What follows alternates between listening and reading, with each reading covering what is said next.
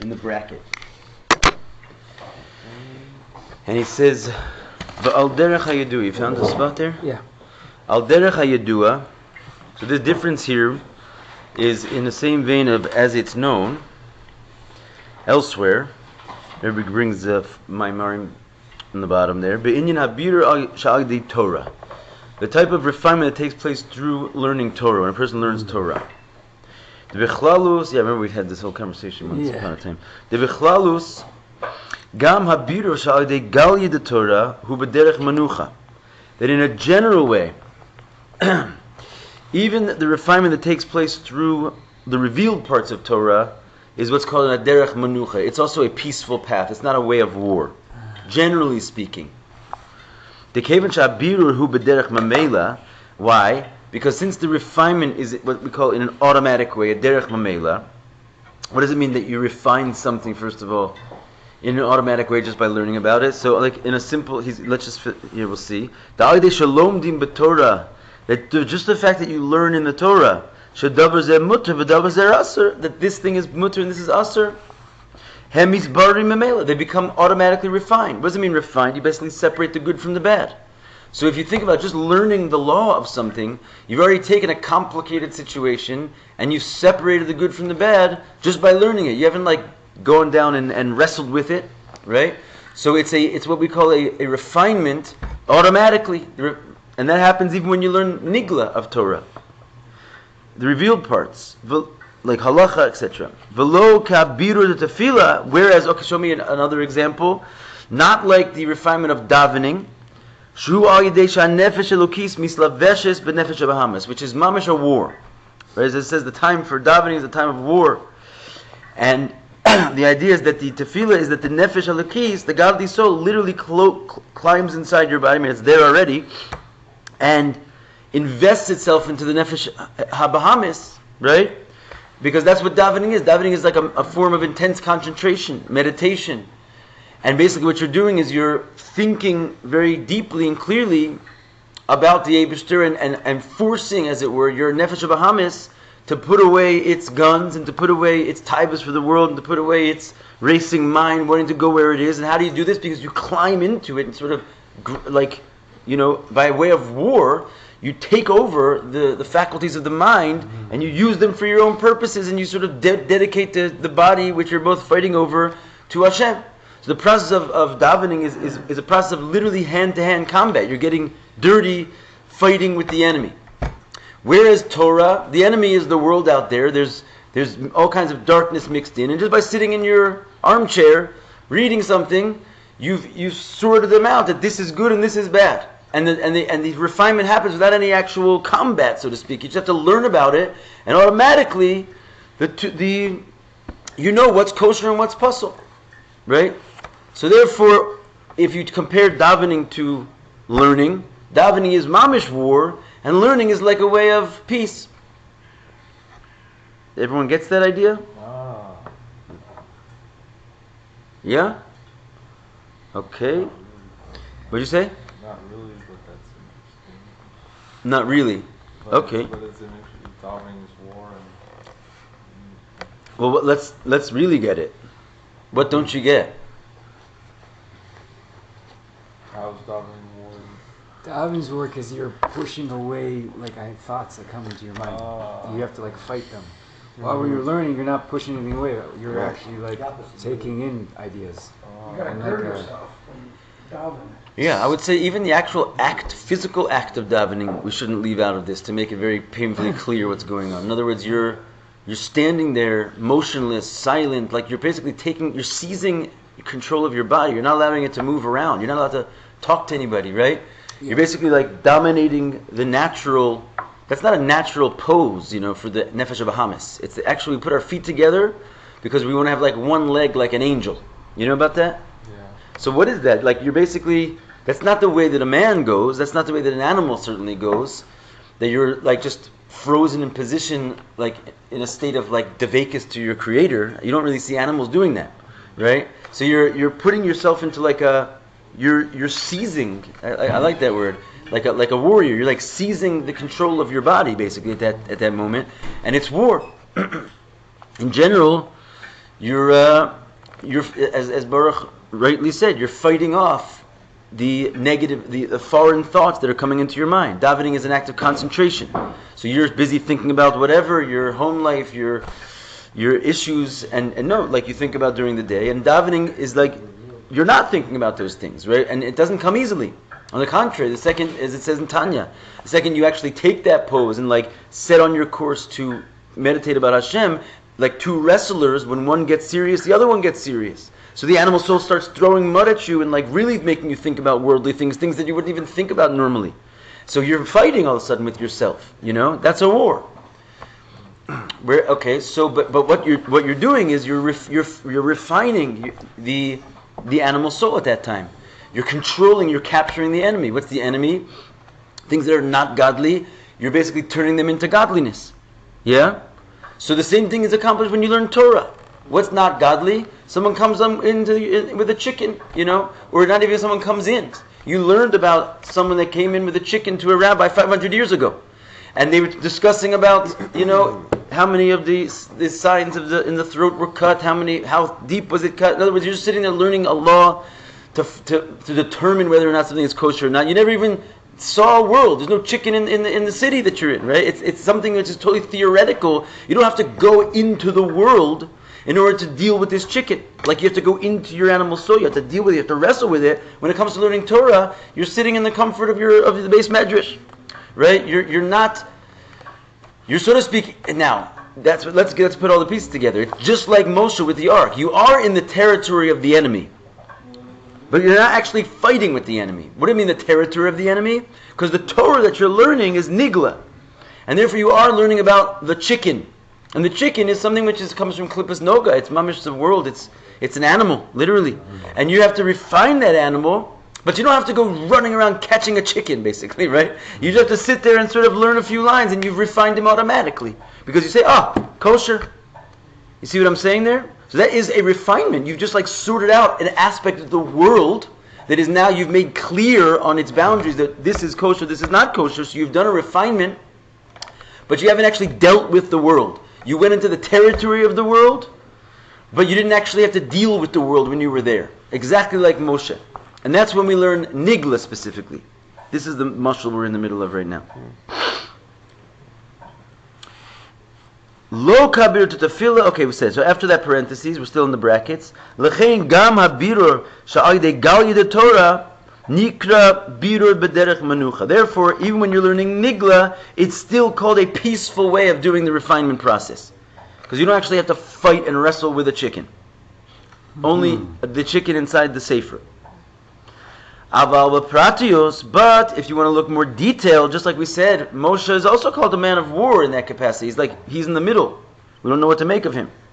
Kevan sha'biru hu al yedei gal yid Torah. Since the refinement that happens through the Galia, the revealed parts of Torah, it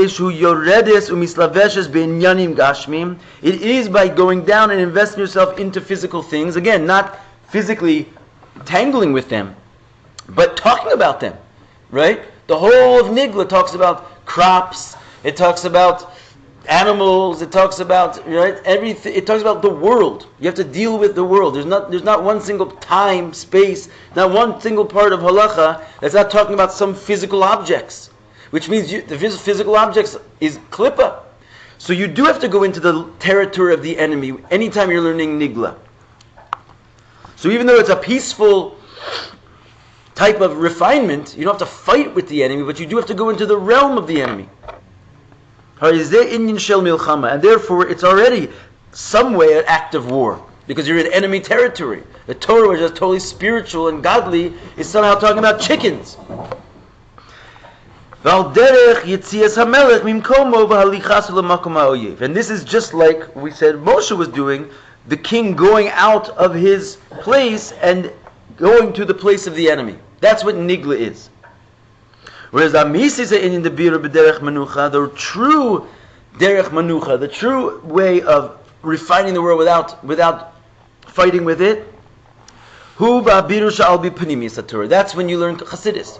That's when you learn Kabbalah, because basically you're refining the world for sure, but you're not even talking about the world. You're talking about angels and souls and worlds and names of Hashem, right? And this is something that you're sitting in the same base medrash, but somehow the world is getting refined by that, but not in such a way that you're even dealing with the world. You don't even leave your palace. Somehow that is going to bring the whole world to you.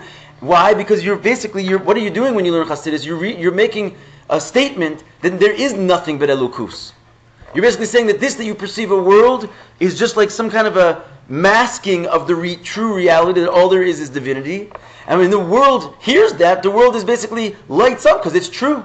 So everything in the world suddenly, like the spark in the world, which made it look like some kind of a foreign entity or an enemy, like gets sucked into the true reality that you're building, which is purely a godly reality. And that's like what we said by Shlomo. He just sat there and was holy, and the whole world came to him and like gave its worldliness over to him, gave him his money, gave their wives, their everything, because they basically realized that he possessed the truth. And he didn't even deal with the world. He just sat there and did his own holy thing. So this is the idea of the birur that takes place through Panemius HaTorah. Shlomo HaMelech. Does everyone understand that? Yeah. Then why after the like later on, I think it was Alter he sent people around around. Why do people just go to them? It wasn't the Alter Rebbe. Okay. It wasn't the Alter Rebbe. I think you asked that same question once upon a time. We learned this matter before, Baruch. Oh, really? Yeah. And again, the Maisa Hua Iker, Vort, which is basically like go out and do, which is a little bit different than this, right? Yeah? Mm-hmm. Is a Dur Hashvi type of statement. We don't find that was said by the other Rabbeim. And we don't find that it was stressed as similarly as the other Rabbeim. And on the contrary, basically, like the idea of shlichus in the sense that we have now, we also didn't find at all by the other Rebbeim. They didn't need it. Maybe by the Frierdiker Rebbe a little bit at the end, for sure. But the generations of Hasidus, when it was introduced, they were very much they weren't really going out into the world to conquer it like the Rebbe sent shluchim. If they sent shluchim, it was to send them to a town like the Baal Shem Tov did and like introduce Hasidic ideas into that town and sort of like make like a takeover of that town philosophically. But they weren't like really going out to far-flung places amongst the goyim to do this, right? That wasn't. So it really was like in other words, it is about hafatzas hamayonosecha chutza, but it was the idea that the teachings of Hasidus should be spread out in every place. So the idea, I guess, is that really until you have a good question on our generation, because our generation sort of changed things a little bit in regards to what the Rebbe seems to be saying here. But the idea is that, okay, so to get to the real answer to the question. That was my question. Right? What's that? That was my question. Right. In other words, we're saying here that if you just stay in your place, the world will come to you. Whereas we find ourselves going very much like in the position of saying, let's go out and take it to the world. Right. So again, that is something which is definitely what Hasidus is all about, but definitely uniquely revealed in our particular time. Uh-huh. Okay. Nonetheless, the Rebbe is our Rebbe. He's the one who's telling us to go sit and be Shlomo HaMelech, and he's the one who's pushing everyone out to the world at the same time. So how does this work? Wherever you go, you have to be Shlomo. Basically, yes. I would say people come to the Chabad houses. That is like the Sikha we did. That's like the angels would go with the whole mamashos to Esav, but they stay connected to the Rebbe and like. So it's like you never left. Well, it's that there's two ways of leaving, basically. Like the idea of like going out. The next mimer, I think it was actually the next mimer about Hanukkah in here. Let me just see one thing. He discusses the difference between Shlomo and Matisyahu. Whoa. And basically he concludes that, I don't know if it's this next mimer, but it's one of the mimarim, that he says that Shlomo, remember, where we're holding right now by Shlomo HaMelech, is this the pinnacle of what the Rebbe is driving for in this mimer? If you recall from our lesson yesterday, did Shlomo get his hands on the crown of what we're talking about? In other words, in terms of spirituality levels, he was just rich. Yeah. Remember that? Yeah. He was just rich. Yeah. So that means that there's a level which is above that, which is called giving to the rich. Right. Right? Yeah. So even though Shlomo represents a certain concept of Pnimiyas HaTorah, and what Pnimiyas HaTorah does, it refines the world without even dealing with the world, which is an Indian of Padu B'Shalom Nafshi, there is a level above Shlomo HaMelech. And that is represented by Matisyahu. Well. And the idea of Matisyahu is that he takes it a step further, that Shlomo did not bring Mashiach. Right? I mean, he almost did. He almost was Mashiach. But the world went back into a state of it was destroyed afterwards, which means he didn't finish the job. So the idea is that there's yet one level higher than Shlomo HaMelech.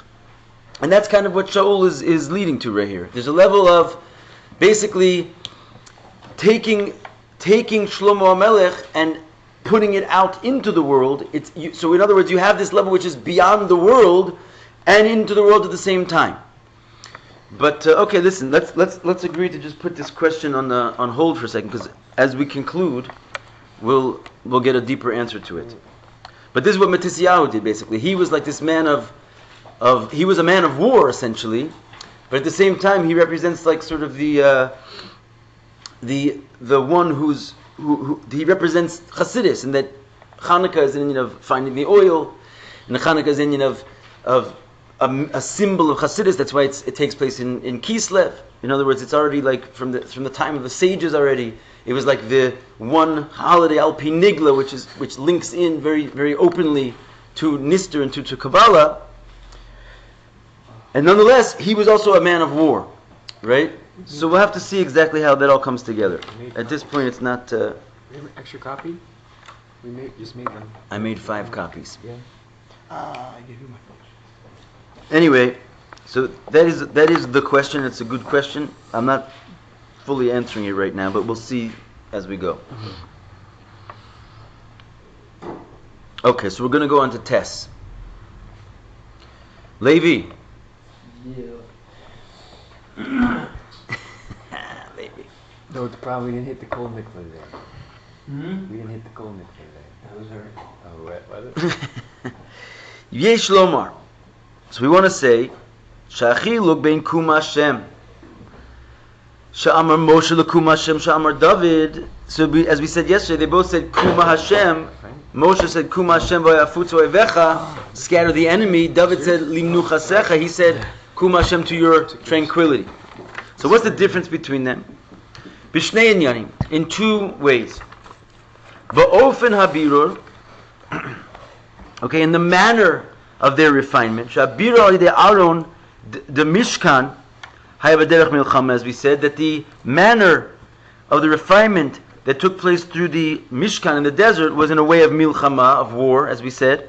Shelachein nemar v'yafutzu oivecha v'yanusu misanecha. That's why it says that it mentions the idea of enemy and hated ones, because there is a war taking place. Sheishnam menagdim, there are opponents. Oivecha misanecha shetzrich lilchom behem, that you have to fight them.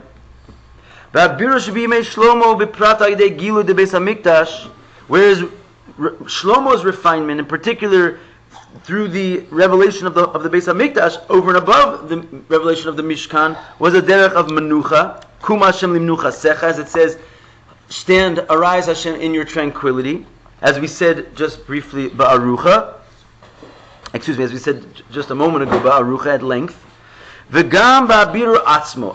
So in other words, what we've explained up until now is the manner of the refinement. That one was in a way of war, one was in a way of peace. But we didn't talk about was the actual refinement itself, how much it was refined, right? The refinement process itself. What was the difference between the way Moshe was able to refine a thing to the way Shlomo was able to refine a thing? The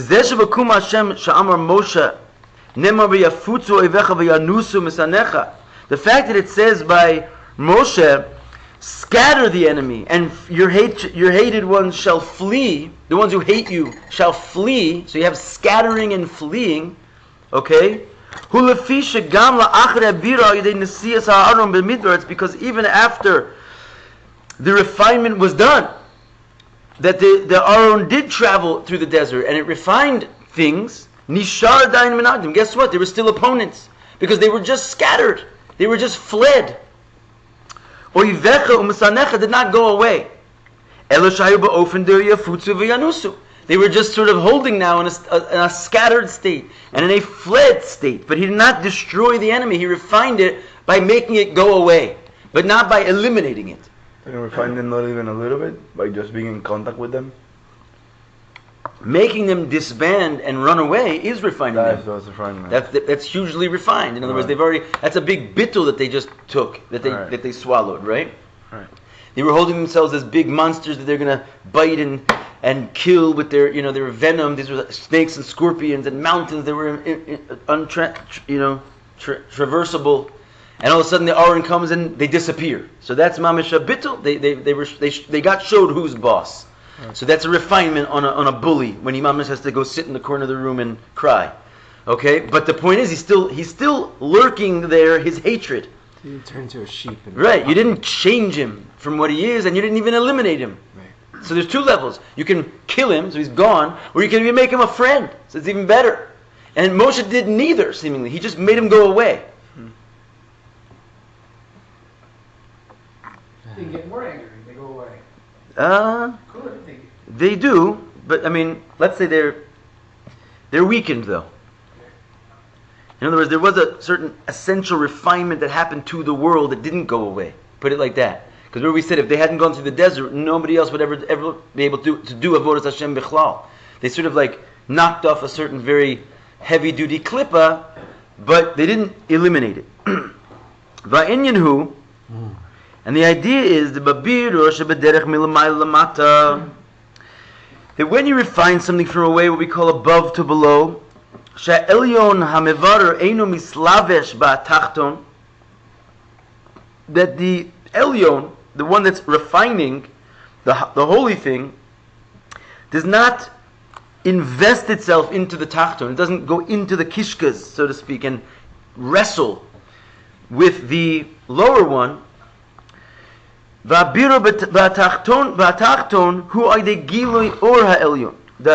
really happens then is that how does the lower one get refined? It's just by revealing a light onto the elyon. I mean, by the way, I kind of just brushed away your question before, but we now really are getting into the answer. Your question, if you could hold it for a minute, we're going to, mamash, right now get to the point of what this generation has specialty to it. This is really cool. So he says that. So what goes on when you refine something in a way of from above to below, is that the higher one does not invest into the contours of the lower one. And how does it get refined? Just because the higher one just sort of like takes off its vest and shows that it's Superman and everyone runs away. So there's a refinement process, but it doesn't get inside. And the fact that all of a sudden you don't have enemies, and therefore it seems like you've done a nice refinement process. It's not from the standpoint of the Metzius. I don't know the best way how to define that in this context, but it's not from the being of the tachton, the lower entity itself. What does it mean, his being? His will, his intellect, his emotions, his thought, speech, and action. None of those things have changed. He has not transformed himself in any way. He's just run away. Ela adarab, on the contrary, but since you shined a lot of light on him, and it's a light which is completely beyond his comprehension. He didn't know Superman was coming. He's like dumbfounded and confounded, and he loses himself, and he runs away. So in other words, you took care of the enemy for sure, but he didn't change the enemy. That's very interesting. Overwhelmed. To make bittul his existence. Yes, you bittul his existence, but you do not change his existence. His existence, on the contrary, if you should find his existence once again, he would have the same ratzon, the same intellect, the same emotions, which are all bad ones, right? Maybe worse. Ones to come against you. Vehine kashabiru hu ba'ofen sha'elyon.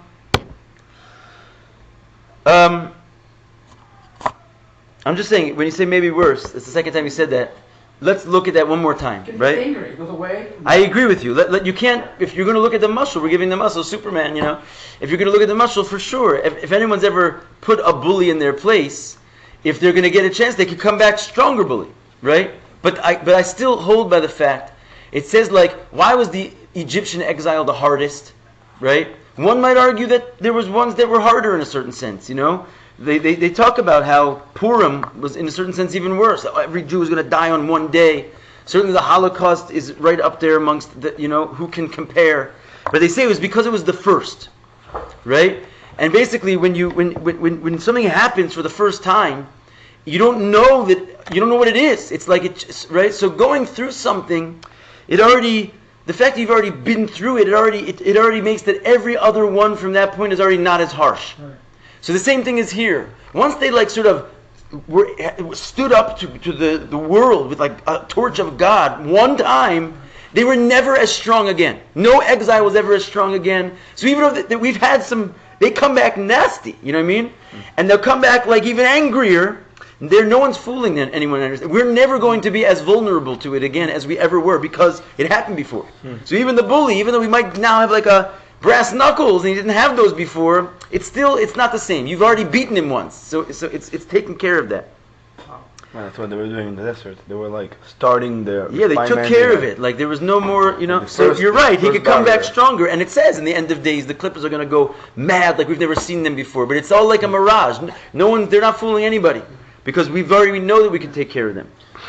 But are we saying the goal is not if we can take care of the Klippas, but to make the Klippas into Kedusha? Right. So so long as we're not really dealing with entering into the boundaries of the misbarer, of the one who's being refined, then we don't really take care of him. We're just scattering him. Mm-hmm. Yeah, you're right. This is like a partial job.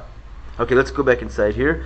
So anyway, when you're just dealing with the Klippas by just shining a high light, you mavatal his metzias, but you don't change it. Yeah.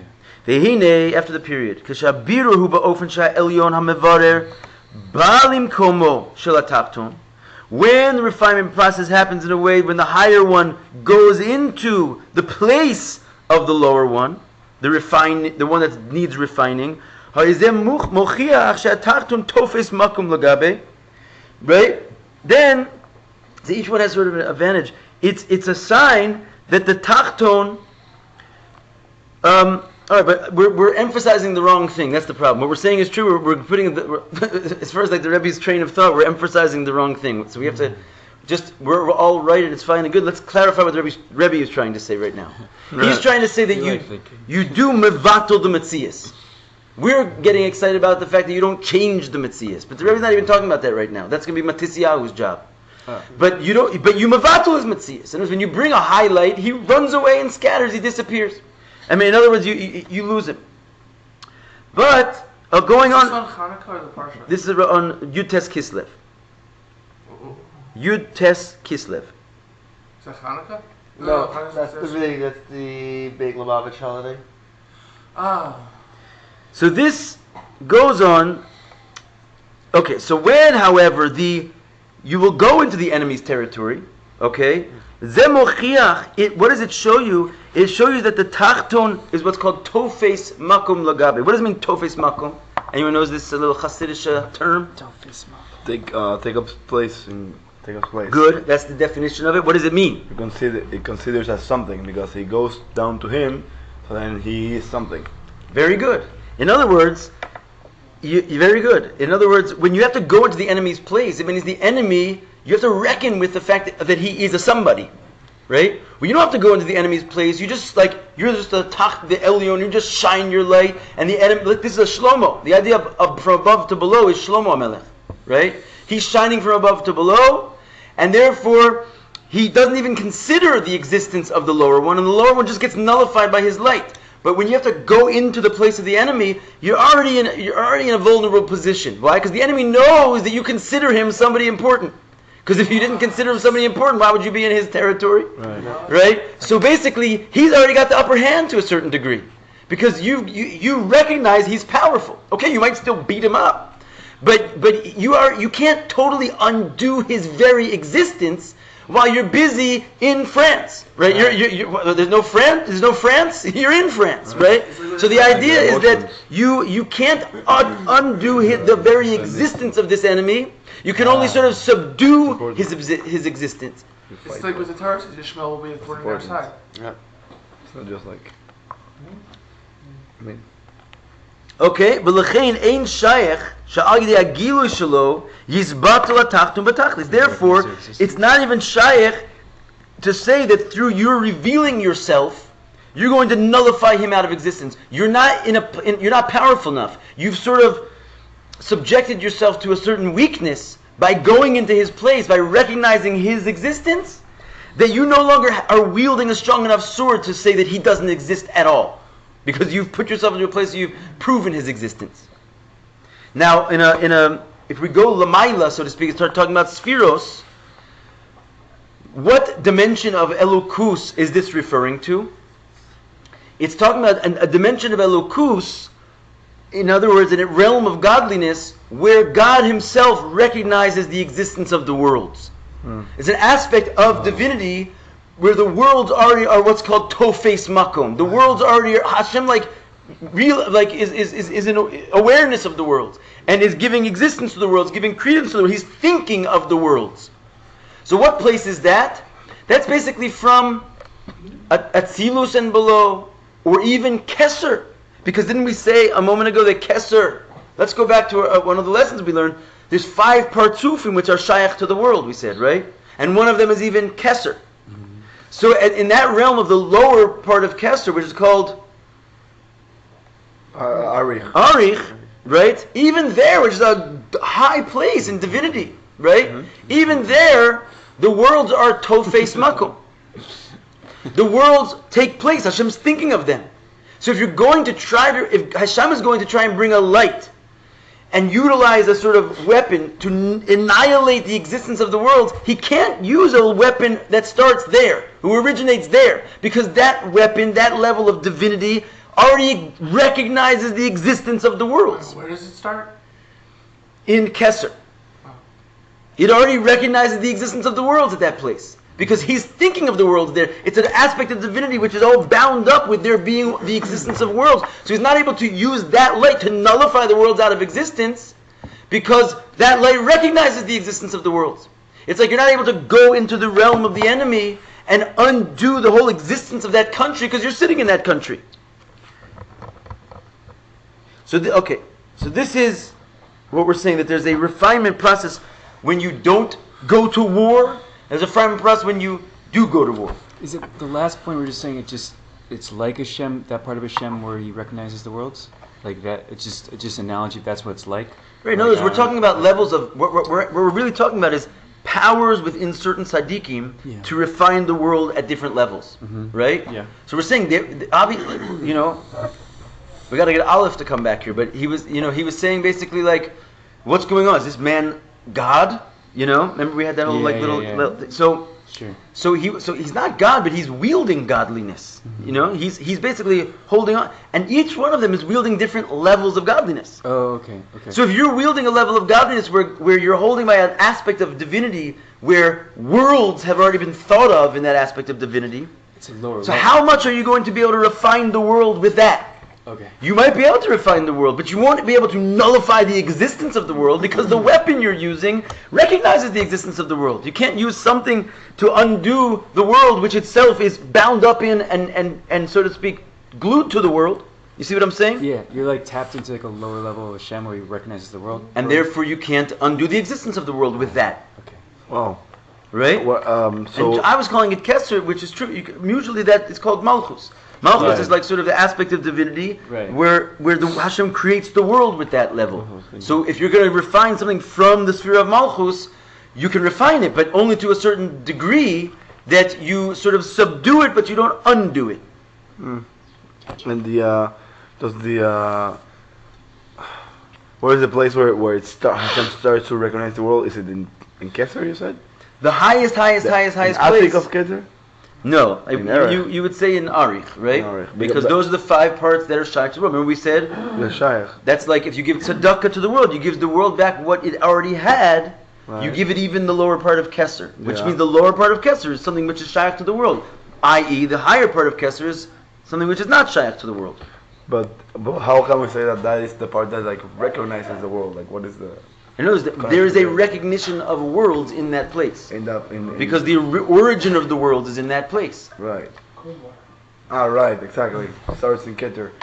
Right? Okay. Got it? Uh-huh. Anyone else following this? Yosef? Yosef, you in the game over there? I'm listening. You're listening. We still didn't do our refresher course. We got to sit down, just the two of us, and go over some of these terms. Sorry about that. Yeah? We're saying that in order to nullify the battle the world, that the person has to be holding at a level that's from a place that's before even Before even, before, yes. I mean before even the Yeah. idea of The world. worlds. Yeah. Of the world. Perfect. Perfectly stated. But that goes against something we said before, like a little earlier, we didn't talk about yet. Is that the Mas Yahu? Right. In other words, okay, that's fine. We're not there yet. Okay. Yeah. All right. So now we're talking about two levels of refining, right? From above to below, and from below to above. Above to below is you can nullify the existence of the worlds because basically, you just hold a level of divine revelation to the thing you're trying to refine, and it becomes nullified. Versus going and climbing in to the contours of the thing you're trying to refine. You can refine it, but the fact you climbed into its contours means you recognize its contours, which means you're not able to undo its contours altogether because you can't undo it while you're in the process of recognizing yourself. This proves the fact that you're going into his territory, that he takes up place in your mind, that you recognize his existence.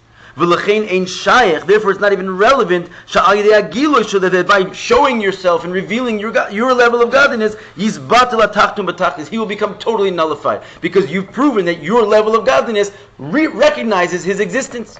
It's amazing.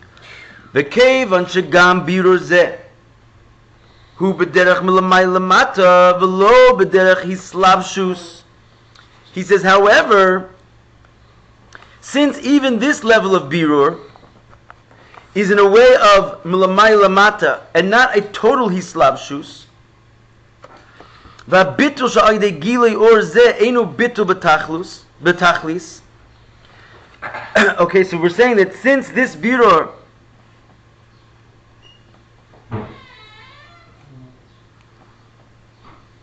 hold on a second, where are we going here? We got all excited.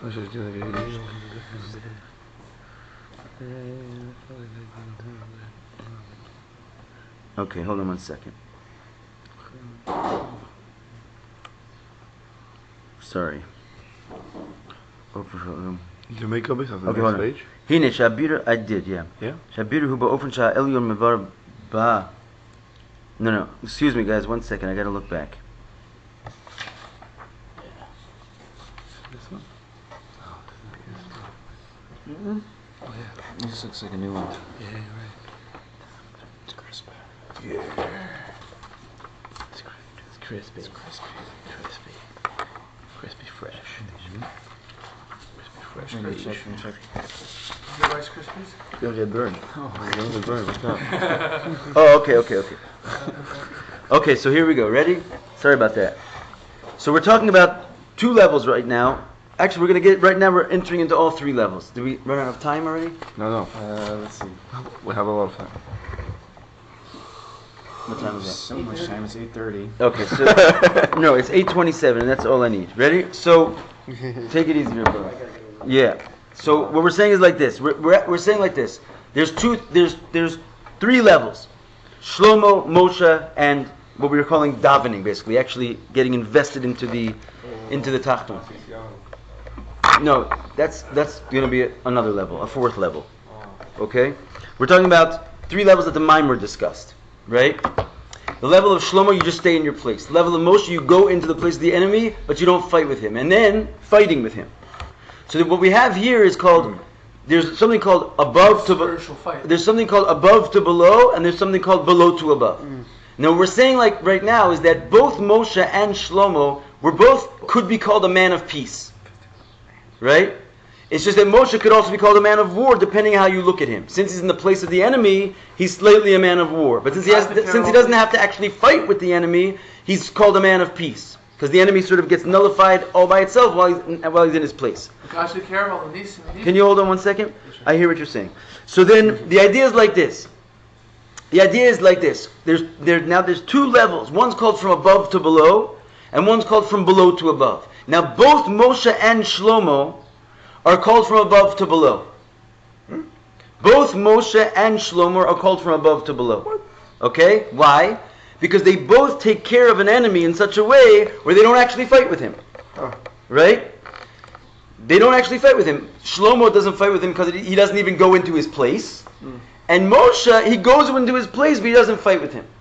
So we're saying that even though Moshe is an above to below type of refinement, that he's refining by just revealing his light. He's not refining by going into and fighting and tearing up the enemy, right? He just goes to the place of the enemy and sort of like pulls open his Superman shirt and he reveals his light and the enemy gets nullified by itself. But since he is in the place of the enemy, then even your above to below type of refinement, it does not have the power to nullify the enemy all through and through because you're in his place, as we said before. So that's what he says in this final line we're going to read. Kevin shegam birur zeh, even this birur, hu b'derech milamay lamata, it is a birur from above to below, i.e., you're not climbing into the parameters of the enemy mamish. You're just going into his place, but but the way you refine him is just by turning on yourself, not by going into him, right? So even though it's a way of above to below, velo b'derech hislavshut, and it's not a way of truly investing into the contours of the enemy, as we said. Va'bitul sha'ayidei gilui or zeh eino bitul b'tachlis, but it's not a total bitul, because you still have to go into his place. L'chein gam la'achri abirur, therefore even after the refinement takes place, nishar adayin behelam, it remains, at least in concealment, the metzias of the menagid, the existence of the opponent, the oivecha, the misanecha, the enemy, and the one that's supposed to be fleeing. Meaning to say, because it's still an above to below type of work, but since the level that you're revealing is obviously a level that's recognized as the state of the worlds, as we said, it's still not enough to undo him completely. So of the two, is one higher than the other? Yeah, of the two, we're saying that Shlomo's is higher. When you're able to, seemingly, when you're able to not even go into the place of the enemy, you could just nullify his existence altogether. Right? People line up around the block. Right, to come to you. Shlomo is kind of like Yitzchak. Could be. Yeah. Okay. You guys think how the Rebbe got in and like changed the kishkas of the people? Is it because they're quoting the Rebbe? They don't even know it's the Rebbe. Yeah. So if they know it's Chabad, they might have like a opposition towards it, but they don't even know where it's from. Then it's like gets into it's just Torah that changes them. Right. I guess you could put it like this. If you want to get into the Matisyahu answer real quick. It's exactly what Baruch's getting to. It's that each one of these two things has a milah that the other one doesn't have, as we always say, right? The idea of revealing a light which is beyond the worlds means you can nullify the existence of the worlds, like there's for sure no enemies anymore, right? Because you release a level which is beyond their existence. So their existence disappears.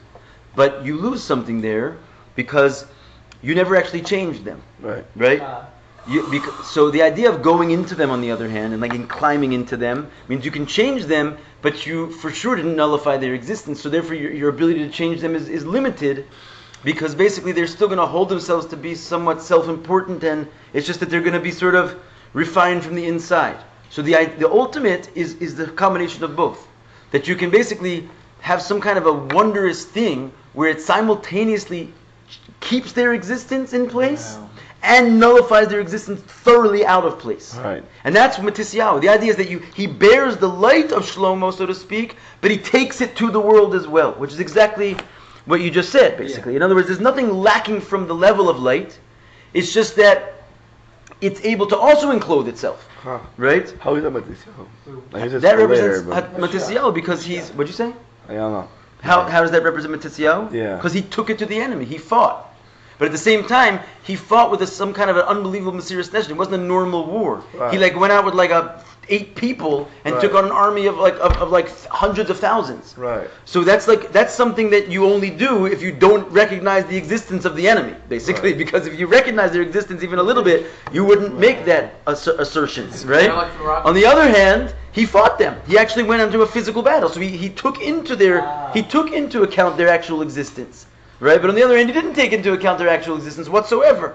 So it was like a fusion of both levels, as it were. Whereas Shlomo, he only didn't take into account their existence. And so for a huge level of the world just nullified themselves to him. Wow. But not the totality of the world, because he left something undone, which is basically some level of existence that there's like a subtle remaining of klippa. Even if you drown a drop of water in an entire ocean, so there's no more drop of water, there still remains this concept but what if there would be a drop of water? Then it would still be something in opposition to the ocean. In other words, even though practically he made peace on earth, theoretically there was still the would-be existence of the others should they be able to come forth again and sort of show themselves. Yeah. So he didn't undo them from their own perspective. Wow. Right? And that's basically why he wasn't Mashiach. All right. That's also, in other words, to your question. That's why we are people that go out to the world, not because we recognize the existence of the world, but because we are. We recognize it and we throw in the biggest possible to make it. Exactly. It's capital that is hot, both. Right. What? What? I'm sorry. He was talking. What is your potential? No, I'm ready to go on. Candidate for Mashiach? Yeah. Yeah, for sure he was. For sure he was. If that generation. Finished. Right. Yeah. It's connected. So Matisyahu was even It's amazing. more Perfect. Yeah, he had it. than Shlomo.